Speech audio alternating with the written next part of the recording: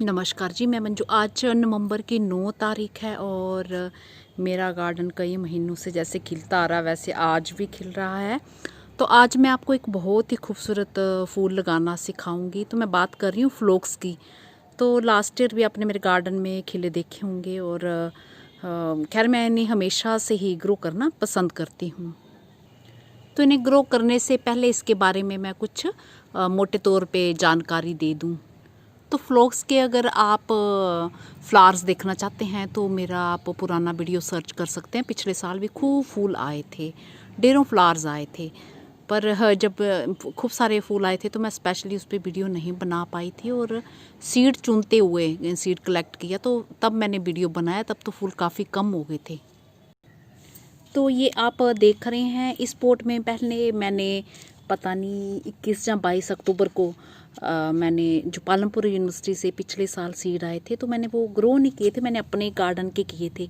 तो मैंने इस बार सोचा पहले पुराने करती हूँ, वो किए तो इसमें कोई प्लांट निकला नहीं है। तो अभी 30 अक्टूबर को मैंने फिर डाल दिए। तो 4-5 दिन में जर्मिनेशन स्टार्ट हो जाती है। तो अभी निकल ही रहे हैं बीच से। ये देखिए 4-5 दिन में स्टार्ट तो हो जाती है। इसका मतलब ये नहीं होता कि सारे सीड निकल जाते हैं, मतलब तब से निकलना शुरू होते हैं और कोई 2, 4, 6 कोई ज़्यादा भी निकल आते हैं।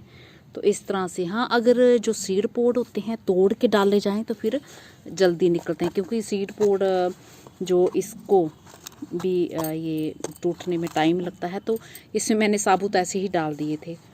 तो ये जो सीड पोड हैं ये मेरे गार्डन के ही हैं और ये ब्लैक कलर के ये जो बीच में ये सीड बारीक बारीक ये निकले हुए हैं।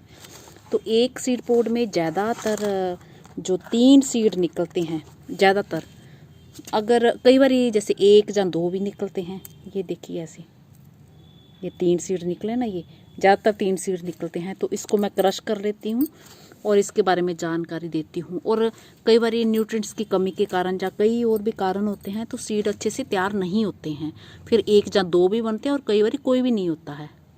तो चलिए मैंने उन्हें हल्के से क्रश कर लिया है। तो अभी मैं जानकारी दूँ लगाने से पहले, ये न्यू मैक्सिको का नेटिव है। इसका नाम ग्रीक शब्द फ्लोक्स से आया है जिसका मतलब होता है आग। इसकी कुछ वैरायटीज़ का कलर जो आग जैसा होता है इसलिए इसका नाम फ्लोक्स है।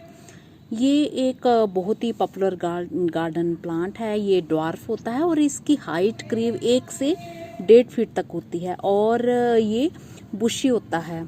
इसकी स्टेम और ब्रांचेस पतली पतली होती हैं। इसकी जो लीव्स होती हैं वो स्पाइरल अरेंज्ड होती हैं। ये मीडियम साइज़ की होती हैं और ये पॉइंटेड होती हैं। इसका सरफेस जो है वो पत्तियों का रफ होता है। इसके जो फूल निकलते हैं तो आप मेरे पुराने वीडियो देख सकते हैं, गुच्छों में आते हैं और ये पूरे प्लांट को कवर कर देते हैं। तो इसके फ्लावर्स जो छोटे होते हैं और उनमें हल्की खुशबू होती है। तो ये कई रंगों में पाए जाते हैं जैसे कि वाइट, पिंक, क्रीम, येलो और रेड। तो प्रोपगेशन इसकी कैसे की जाती है, तो इससे सितंबर और अक्टूबर में ग्रो किया जाता है। तो इस बारी भी मैं लेट हो गई हूँ थोड़ा सा। वैसे मैंने लगाए तो अक्टूबर में थे तो वो पुराने सीड उगे नहीं, तो अभी मैंने 30 अक्टूबर को लगाए हैं और अभी मैं कुछ और आज भी लगाऊंगी। तो आज जो 9 तारीख है और जब थोड़ा सर्दी का टाइम बढ़ जाता है तो सीड जो जर्मिनेशन होने में थोड़ा ज़्यादा टाइम भी लग सकता है। तो फूल जो सीड लगाने के 3-3.5 महीने में जो फूल आना इसके स्टार्ट हो जाते हैं। और मैंने बताया ना ऊपर कि जैसे 4-5 दिन में जर्मिनेशन होना स्टार्ट हो जाती है।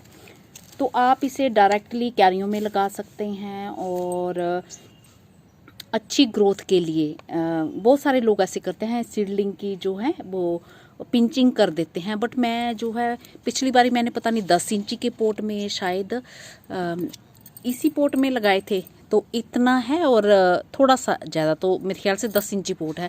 तो इसमें ही मैंने डायरेक्टली ग्रो किए थे और कुछ एक प्लांट्स निकाल के दूसरे पोट में लगाए थे, बाकी मैंने इसी में रहने दी।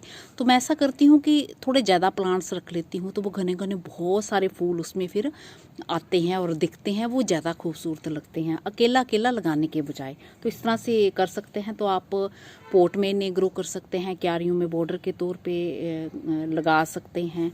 और धूप इन्हें कैसी चाहिए, तो सीडलिंग की स्टेज में इसे ठंडा मौसम अच्छा लगता है इसलिए धूप का टाइम जो थोड़ा कम रखें और जब फ्लावरिंग होने लगे तो फुल सनलाइट में रखें इसे।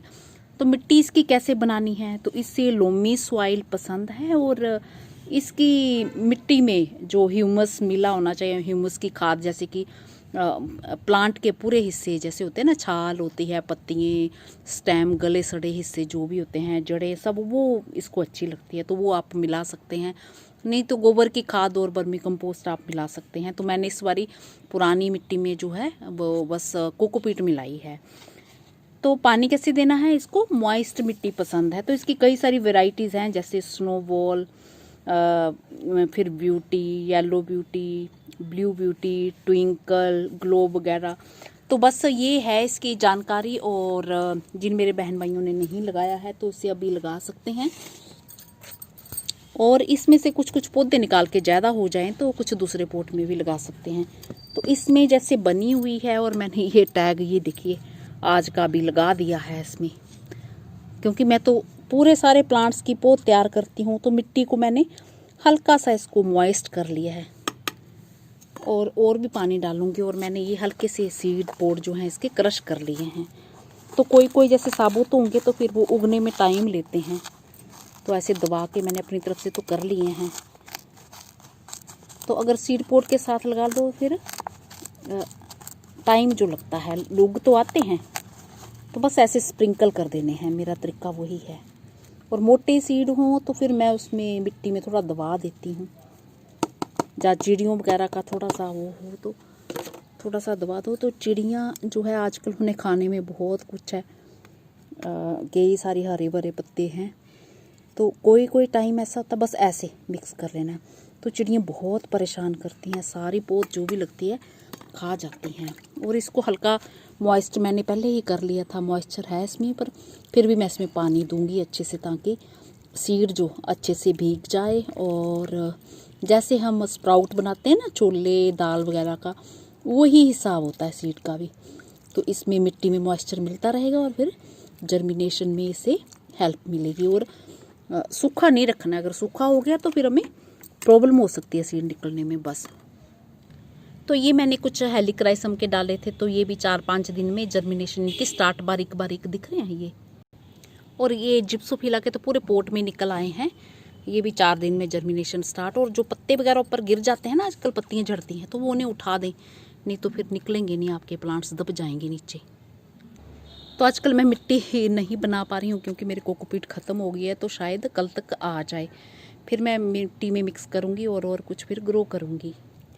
ये जो गेंदा देख रहे हैं, ये फूल माला वाला फ्री के सीड आपको ग्रो करना सिखाया था, तो ये देखिए हो रहे हैं अभी, बहुत अच्छे से खिल रहे हैं।